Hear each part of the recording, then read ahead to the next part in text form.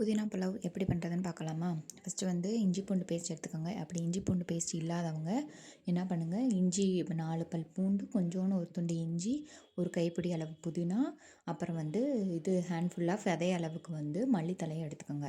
உங்களுக்கு காரத்துக்கு வேணுன்னா பச்சை மிளகா போட்டுக்கலாம். நான் வந்து பச்சை மிளகா போடலை. ஏன்னா வந்து என் பிள்ளைய காரமே சாப்பிடாதுங்க. அதனால் நீங்கள் வந்து ஒரே ஒரு பச்சை மிளகா வந்து எடுத்துக்கலாம். பச்சை மிளகாயும் போட்டு நல்லா ஃபைன் பேஸ்ட்டாக அரைச்சி எடுத்துக்கோங்க. அடுத்து வந்து அடுப்பு பற்ற வச்சு நெய் ஊற்றிக்கோங்க. நெய் வேணான்றவங்க நீங்கள் வந்து உங்களுக்கு என்ன எண்ணெய் நீங்கள் ஊற்றி சாப்பிடுவீங்களோ, நான் வந்து நெய்யும் கடலை நெய்யும் யூஸ் பண்ணியிருக்கேன். உங்களுக்கு என்ன எண்ணெய் வேணுமோ நீங்கள் யூஸ் பண்ணிக்கோங்க. நெய் கொஞ்சம் கடலை எண்ணெய் கொஞ்சம் ஊற்றிட்டு, அடுத்து வந்து பட்டை, கிராம்பு, ஏலக்காய், இந்த பிரியாணி இலையும் அன்னாச்சி பூவும் ஆட் பண்ணிக்கோங்க. 2 மீடியம் சைஸ் வெங்காயத்தை எடுத்து நல்லா ஸ்லைஸாக கட் பண்ணி அதோடு வந்து ஆட் பண்ணிக்கோங்க. வெங்காயம் நல்லா ஆட் பண்ணதுக்கப்புறம் அந்த வெங்காயம் வந்து நல்ல கோல்டன் ப்ரௌன், எவ்வளோ தூரம் வந்து கோல்டன் ப்ரௌனாக வர முடியுமோ அந்தளவுக்கு கோல்டன் ப்ரௌனாக நல்லா வதக்கணும். நல்லா வதக்கிட்டு அதுக்கப்புறம் வந்து இது நல்லா வதக்கணும். எவ்வளோ தூரம் முடியுமோ அந்தளவுக்கு வதக்குங்க. அந்த வதங்கி வர கேப்புக்குள்ளே நம்ம அதுக்கு முன்னாடியே அரிசி வந்து எடுத்து ஊற வச்சுருக்கணும். நான் வந்து 1½ டம்ளர் அரிசி எடுத்து ஊற வச்சுருக்கேன். அந்த 1½ டம்ளர் அரிசியை வந்து இந்த வெங்காயம் வந்து வதங்குறங்குள்ளேயும் நான் போய் வாஷ் பண்ணிட்டு வந்துடுறேன். 2 டைம் வாஷ் பண்ணிவிட்டு தண்ணியை வடித்து எடுத்து வச்சுருக்கேன். 1/2 மணி நேரம் அரிசியை ஊற வச்சுருந்தேன். ஊற வச்சுட்டு இதை வந்து என்ன பண்ணணும்னா, இப்போ ஊற வச்சாச்சா. இப்போ இந்த வெங்காயமும் அந்த கேப்பில் வதங்கிடும். வதங்கினதுக்கப்புறம் நம்ம மிக்சியில் அரைச்சி வச்சுருந்தோம்ல, புதினா, மல்லி, பச்சை மிளகா போட்டால் பச்சை மிளகா போட்டுக்கலாம். இஞ்சி பூண்டு பேஸ்ட்டை வந்து இதில் போட்டு நல்லா கிண்டிக்கிட்டே இருக்கணும். கிண்டி அதில் வந்து எண்ணெய் பிரிஞ்சு வரணும். நமக்கே பார்த்தா தெரியும் அதில் சுற்றி வந்து எண்ணெய் இருக்கும். ஏன்னா இதில் அரைக்கும் போது நம்ம கொஞ்சம் தண்ணி ஆட் பண்ணியிருப்போம். அந்த தண்ணி எவாப்ரேட் ஆகி அந்த சாந்து மட்டும்தான் நம்மளுக்கு இருக்கணும். இருந்தால் மட்டும்தான் அது ஃப்ளேவர் நல்லாயிருக்கும். இல்லைன்னா ரொம்ப ஆல்ரெடி வந்து அரிசிக்கு தண்ணி ஊற்றும் போது இதோட தண்ணியும் உள்ளே போய் ரொம்ப வந்து தண்ணி குழஞ்சிரும் சாதம். அதனால் வந்து நல்லா இதை சுண்டை வற்றி எண்ணெய் பிரிஞ்சு வந்து எவாப்ரேட் ஆகணும். ஆனதுக்கப்புறம் என்ன பண்ணணும்னா, இது கரம் மசாலா தூள் போடணும். கொஞ்சோண்டு காரத்துக்காக கரம் மசாலா ஃப்ளேவர் கொஞ்சம் நல்லா தூக்கி காட்டும். அதனால் கரம் மசாலாவும் போட்டு நல்லா கிண்டி விடணும். நல்லா கிண்டி விட்டதுக்கப்புறம் இதில் பாருங்கள், நல்லா பார்த்தா தெரியும் எண்ணெய் பிரிஞ்சு வரும். நமக்கு தேவையான அளவு உப்பு முதல் சேர்த்துக்கணும்.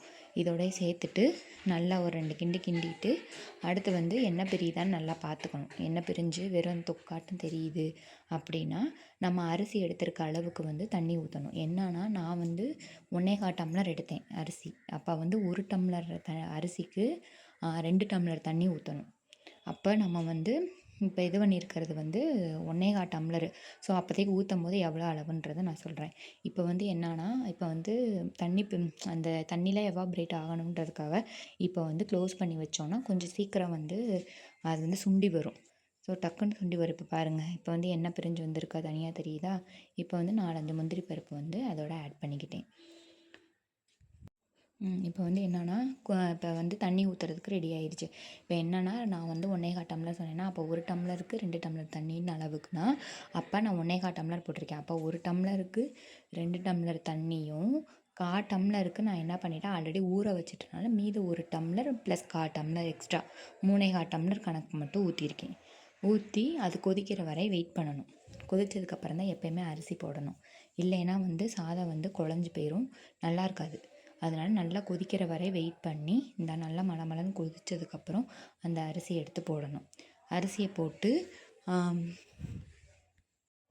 ஒன்று விடாமல் அரிசி எல்லாத்தையும் எடுத்து போட்டு இப்போ வந்து நம்ம இப்போ ஒரு கிண்டி விட்றணும் அரிசி போட்டதுக்கப்புறம். ஏன்னா அரிசி அடியில் போய் தங்கிக்கிறோம்.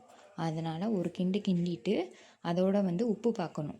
எவ்வளோ உப்பு இருக்குது, கரெக்டாக இருக்கா? அப்படி இல்லைன்னா நம்ம 2 கல் உப்பு எடுத்து போட்டுக்கேன். எனக்கு பத்தலை, அதனால் சேர்த்து 2 கல் உப்பு போட்டுக்கிட்டேன். அதனால் இது போட்டதுக்கப்புறம் அடுத்து வந்து குக்கரில் கேஸ் கட் சுற்றி நல்லா எப்பயுமே குக்கருக்கு க்ளோஸ் பண்ணும்போது நல்லா குக்கர் மூடியெல்லாம் மூடி அழுத்தி இது பண்ணி பார்க்கணும். பார்த்தா தான் நமக்கு வந்து இது குக்கர் வந்து என்றைக்குமே அசால்ட்டாக யூஸ் பண்ணக்கூடாது. என்றைக்குமே வந்து குக்கர் நல்லா க்ளோஸ் ஆகிருக்கான்னு பார்த்துட்டு மூடி வச்சுட்டு கரெக்டாக 2 விசில் ஏன்னா வந்து சாதம் அதிகமாக இருக்கனால 2 விசில் இல்லைன்னா 3வது விசிலில் வந்த உடனே அமர்த்திடுங்க. அமர்த்திட்டு கொஞ்சம் நேரம் விசில் அதுவாக அடங்கணும், நம்மளாம் எடுக்கக்கூடாது. அதுவாக அடங்குனதுக்கப்புறம் ஓப்பன் பண்ணி பார்த்தீங்கன்னா சாதம் கரெக்டாக இருக்கும். திரும்ப வந்து என்னான்றது இப்போ எனக்கு சாதத்தை கிண்டி பிடிச்சிருக்கா என்னான்றது மட்டும் பார்த்துட்டு திரும்ப க்ளோஸ் பண்ணி வச்சுருங்க. உங்களுக்கு வேணுன்றப்ப எடுத்து சர்வ் பண்ணிக்கோங்க.